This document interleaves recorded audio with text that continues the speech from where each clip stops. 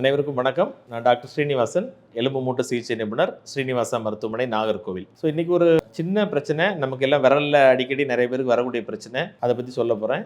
அது அதனுடைய பேர் இங்கிலீஷில் நம்ம மெடிக்கல் லாங்குவேஜில் ட்ரிகர் ஃபிங்கர் அப்படின்னு சொல்லுவோம். சில பேருக்கு ட்ரிகர் தம் அப்படின்னு சொல்லுவோம். ஸோ அது எப்படி கம்ப்ளைண்ட்ஸ் என்ன மாதிரி வருது அப்படின்னு பார்த்தீங்கன்னா, நிறைய பேருக்கு பார்த்தீங்கன்னா அந்த விரலில் மடக்கும் போதும் நீட்டும் போதும் சில பிரச்சனைகள் இருக்கும், வலி இருக்கும்.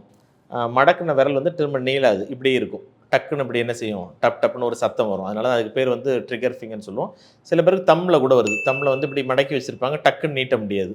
ஸோ அது ஸ்ட்ரக் ஆகி நிற்கும். இந்த மாதிரி ஸ்ட்ரக் ஆகி நிற்கக்கூடிய ஃபிங்கர் டப்புன்னு நமக்கு வெளியே வரனால தான் அதுக்கு பேர் ட்ரிகர் ஃபிங்கர்னு சொல்லுவோம். துப்பாக்கியில் அந்த ட்ரிகர் இருக்கும், டப்புன்னு விடுற மாதிரி இந்த ஃபிங்கர் என்ன செய்யும், டக்குன்னு விடும். திரும்ப மடக்கும் போது மடங்கிடும், நீளம் வராது. ஸோ இந்த மாதிரி இருக்கக்கூடிய ஃபிங்கர் ப்ராப்ளம் நிறைய பேருக்கு காமனாக வருது. எங்களுக்கு ஓபிலையும் நிறைய பேரை நம்ம சந்திக்க முடியுது. அதனால தான் அவங்களுடைய பெனிஃபிட்டுக்காக இந்த வீடியோ நான் பதிவு பண்ணியிருக்கேன். ஸோ அந்த ட்ரிகர் ஃபிங்கர் அப்படிங்கிறது பார்த்தீங்கன்னா ஏன் வருது அப்படின்னா, காமனாக நிறைய பேருக்கு சும்மா நார்மல் ஏஜிங்கில் வரக்கூடிய தேய்மானத்தினால வயசுனால கூட சில பேருக்கு வரலாம். சில பேருக்கு டயபெட்டிஸ் இருக்கவங்களுக்கு காமனாக வருது. இன்னும் சில பேருக்கு தைராய்டு பிரச்சனை இருந்தால் இந்த மாதிரி சில இன்ஃப்ளமேஷன்ஸ் காமனாக வருது. இன்னும் சில பேருக்கு ஆர்த்ரைட்டிஸ், ஏற்கனவே வாத பிரச்சனை இருக்கும்.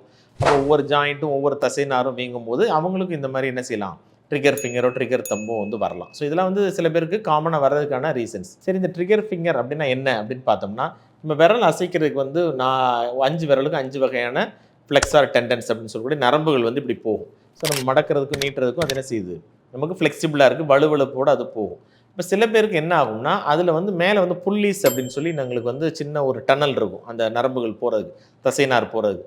அதில் சுருக்கங்கள் ஏற்படும். அது டைட்டாக பிடிக்கும் போது என்ன ஆகும்னா, இது உரசி உரசி உரசி கொஞ்சம் கொஞ்சமாக இன்ஃப்ளமேஷன் ஆகி ஒரு சின்ன நாடியூல் மாதிரி அது ஃபார்ம் ஆயிரும்.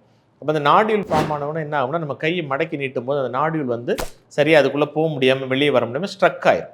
ஸோ அதுதான் ஃபஸ்ட்டு நடக்கக்கூடியது. இது ரிப்பீட்டடாக ஸ்ட்ரக் ஆகி என்ன ஆகும், அது நம்ம இந்த நாடியூல் பெருசாகி அதுக்குள்ளேருந்து வெளியே வர முடியாமல் போய் நம்ம வீக்கங்களும் வலியும் ஏற்படும். ஸோ சில பேருக்கு பார்த்தீங்கன்னா பார்க்குறதுக்கு சிம்பிள் பிரச்சனையாக இருக்கும். ஆனால் பார்த்தீங்கன்னா அவங்களோட வேலை செய்ய முடியாது, எழுத முடியாது, ஒரு முக்கியமான பொருள் ஒரு சமையல் பண்ணும்போது ஒரு பாத்திரத்தை எடுக்க முடியாது.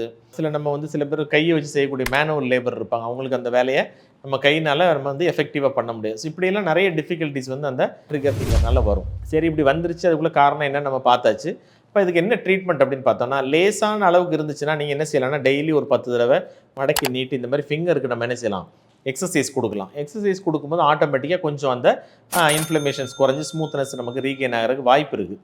அது ஒரு ஸ்டேஜ் வரைக்கும் தான் அந்த மாதிரி பண்ண முடியும். அதுக்கு மேலே இருந்துச்சுன்னா ஒன்று மெடிசின் போட்டு அந்த இன்ஃப்ளமேஷனை குறைச்சி சரி பண்ணி பார்க்கலாம். அப்படி இல்லை அப்படின்னு சொன்னால், நமக்கு இதுதான் டயக்னோஸ்னு உங்கள் டாக்டர் கன்ஃபார்ம் பண்ணாங்கன்னா, சில பேருக்கு ஸ்டெராய்டு இன்ஜெக்ஷன் ஒரு 1 ml சின்ன ஒரு இன்ஜெக்ஷன் எடுத்து அந்த எந்த இடத்துல அந்த கன்ஸ்ட்ரிக்ஷன் ஃபார்ம் ஆகுதோ அந்த இடத்துல ஒரு சின்ன இன்ஜெக்ஷன் நம்ம போடுவோம். அப்படி போட்டாலும் நிறைய பேருக்கு ஒரு 50 to 80% கூட அதில் என்ன செய்யலாம், சரியாகிறதுக்கு நல்ல ஒரு வாய்ப்பு இருக்குது. இது அறுவை சிகிச்சை இல்லாத முறை. ஸோ இதை தான் நம்ம மேக்ஸிமம் இதை ட்ரை பண்ணுவோம். ஸோ அந்த லோக்கல் இன்ஜெக்ஷன் அப்படின்னு சொல்லுவோம். சில பேர் ஸ்பாட் இன்ஜெக்ஷன் சொல்லுவோம் உங்களுக்கு புரியறதுக்காக. ஸோ அந்த ஒரு 1 ml ஸ்டீராய்டு போடுறதுனால பெரிய பயப்படுற மாதிரி சைடு எஃபெக்ட் ஒன்றும் கிடையாது. தாராளமாக இது யூனிவர்சலி அக்செப்டட் ட்ரீட்மெண்ட், எல்லா நாட்டிலையும் எல்லா ஊர்லேயும் பண்ணுறாங்க. அதனால் தாராளம் பண்ணலாம்.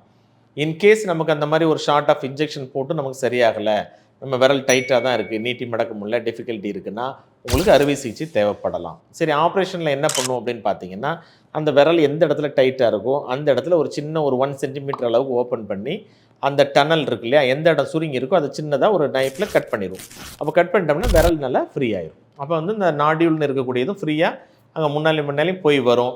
அப்போ நம்ம கை விரல் அசைக்கும் போது அந்த ட்ரிகரிங் ஏற்படாது. வலி இம்மீடியட்டாக என்ன ஆயிரும், ரிலீஃப் ஆயிரும். 2-3 சின்ன தையல் மட்டும் போட்டுரும். ஒரு வாரம் 2 வாரம் ஆகும்போது அந்த காயம் சரியாயிரும். ஸோ இந்த ட்ரிகர் ஃபிங்கர் சர்ஜரி மோஸ்ட்லி 100% இது சக்ஸஸ் தான். இதில் வேறு பெரிய ப்ராப்ளம் வரதுக்கு வாய்ப்பு இல்லை. அன்லெஸ் நம்ம சுகர் இருந்துச்சுன்னா சுகரை கண்ட்ரோலில் வச்சுருக்கணும். இனிஷியல் பெயின் குறைக்கிறதுக்கு பெயின் டேப்லெட்லாம் சாப்பிடணும். கொஞ்சம் நாளைக்கு கொஞ்சம் கடினமான வேலை பார்க்கக்கூடாது. ஒரு 1 or 2 வீக்ஸ் தாண்டும் போது நீங்கள் நார்மல் இயல்புக்கு திரும்பிடலாம். ஸோ இந்த ட்ரிகர் ஃபிங்கர் அப்படிங்கிறது ரொம்ப இம்பார்ட்டண்ட்டான பிரச்சனை, காமனான பிரச்சனை. ஸோ உங்களுக்கு பிரச்சனை இருந்துச்சுன்னா ஏர்லி ஸ்டேஜ்லேயே கவனித்து எக்ஸசைஸ் மூலமாக சரி பண்ணிங்க. இன்கேஸ் அதுக்கு அடுத்து போனால் கூட தைரியமாக சின்ன இன்ஜெக்ஷன் ட்ரீட்மெண்ட் பண்ணிக்கலாம். ஒருவேளை உங்களுக்கு டிஸ்டர்பன்ஸ் அதிகமாக இருக்குது, சரியாகலை அப்படின்னு சொன்னால் நீங்கள் அந்த சர்ஜிக்கல் முறையை தேர்ந்தெடுத்து நீங்கள் கம்ப்ளீட் ரிலீஃப் ஆகிக்கலாம். ஸோ அந்த ட்ரிகர் ஃபிங்கர் ஒரு ஃபிங்கர் இல்லாமல் நிறைய ஃபிங்கர்லேயும் வரலாம். வந்துச்சுன்னா அது இன்னும் நமக்கு எல்லாருக்குமே சிரமமானது. ஸோ எப்படினாலும் ட்ரிகர் ஃபிங்கர் அப்படிங்கிறது நம்ம சரி பண்ணக்கூடிய பிரச்சனை. தைரியமாக நீங்கள் அதை ஃபேஸ் பண்ணி ஃபுல் ரிலீஃப் கொண்டு வந்துக்கலாம். Doctor Srinivasan from Nagercoil.